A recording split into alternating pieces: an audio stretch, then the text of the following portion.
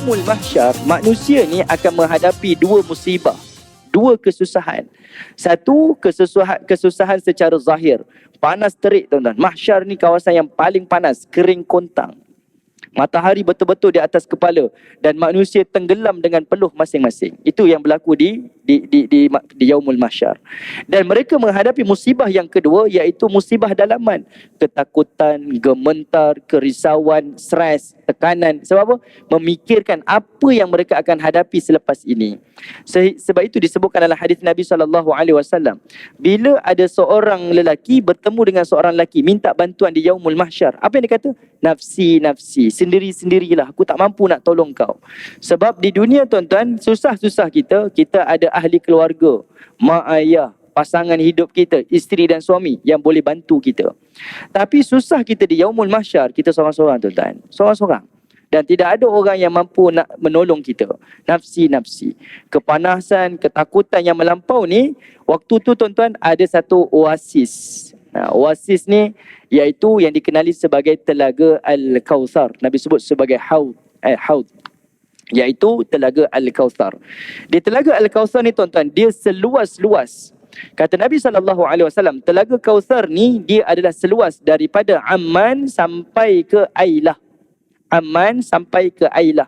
Amman ke Ailah ni tuan-tuan, hari ni kalau tengok pada peta kita, Amman ni ibu negara pada Jordan, Amman.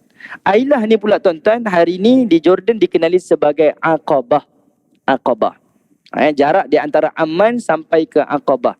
Kalau tuan-tuan tengok dalam di peta tuan-tuan, Ailah ni dibahagi pada dua dah sekarang. Satu Ailah di Aqabah di Jordan, satu lagi berpihak di Zionis, iaitu di Ilad. Kalau tuan-tuan pernah sampai ke Palestin hari ni, ada satu daerah namanya Ilad. Itu nama-lamanya Ailah. Nabi pernah sebut dalam hadis.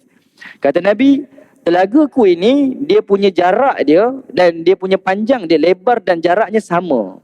Lebar dan panjang sama. Daripada Amman sampai ke Ailah. Kalau tengok pada peta, 330 km jarak antara Amman sampai ke Ailah ataupun Aqabah. 330 km. 330 km kali dengan 2 tuan-tuan, tuan-tuan akan dapat kawasan persegi dia 108,900 km persegi. Luas tuan-tuan, luas. Ini bukan telaga dah. Dia macam satu tasik, tapi Nabi kata ini telaga. Tuan-tuan bayangkan, manusia dalam keadaan kerisauan, ketakutan, kehausan, kepanasan melampau. Bila dia nampak oasis ni tuan-tuan, semua manusia berkerumun, semua pergi. Sebab apa? Dia minum air ni, kata Nabi, lam yadhma' abadan. Dia tidak akan kehausan sampai bila-bila. Dan semua keresahan, gementar, stres, semuanya hilang. Dan dia minum air telaga ini, maka dia juga adalah ahlul jannah. Ini disebut oleh Nabi. Cuma yang menarik dalam hadis ini, kata Nabi SAW, aku akan tunggu dekat telagaku ini. Dan aku akan panggil umat-umat Islam ni, umat-umat aku ni untuk minum daripada air telaga ni.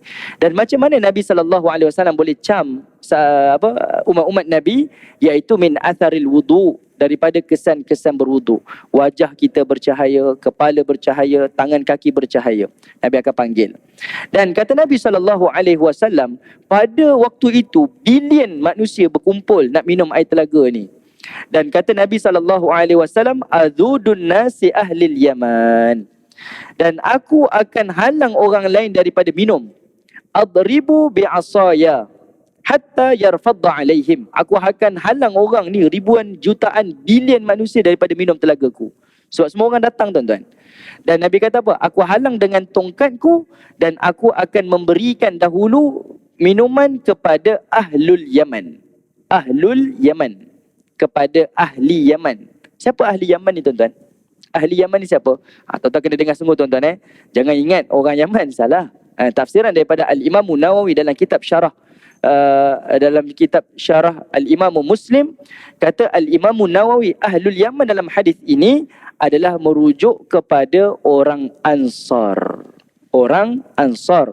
Sebab orang Ansar ni dia berketurunan daripada Yaman. Orang Ansar ni dia berketurunan daripada Yaman. Kalau tuan-tuan ingat lagi, kita bincang dulu masa perjanjian Aqabah yang kedua dulu. Saya pernah sebut pada tuan-tuan, kenapa orang Ansar lebih mudah menerima Islam berbanding orang-orang Mekah dalam kalangan orang yang hampir dan ahli keluarga Nabi SAW. Kita pernah bincang dahulu dah. Jadinya Ahlul Yaman dalam hadis ni, Nabi akan berikan mereka ni sebagai VVIP, tuan-tuan.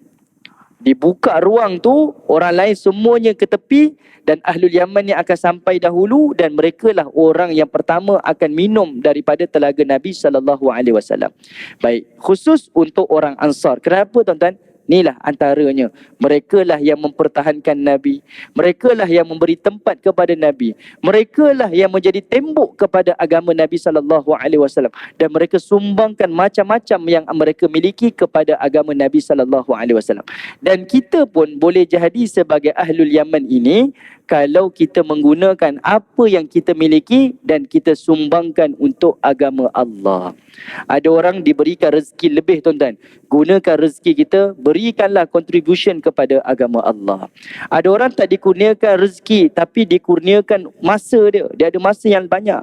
Dia ada tenaga yang lebih. Gunakan masa dan tenaga dia untuk berikan sumbangan kepada agama Allah.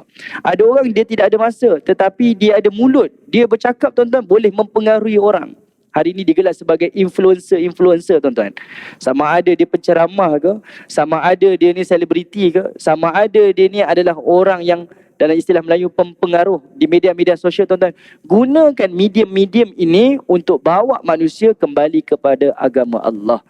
Bila kita beri sumbangan kepada agama Allah melalui apa yang kita miliki, tuan-tuan, tuan-tuan meneladani Ahlul Yaman, iaitu daripada kalangan orang Ansar. Apa yang dia ada, dia sumbang habis kepada Nabi SAW. Sebab itu Nabi beri special pada dia. Dialah orang awal yang akan dapat minum daripada telaga Al-Kautsar. Nabi boleh ketuk dengan tongkat Nabi ni, Nabi halang bilion manusia daripada menghampiri telaga. Dan Nabi berikan ruang, satu ruangan kosong kepada orang-orang Ansar supaya mereka dapat minum daripada telaga Al-Kautsar.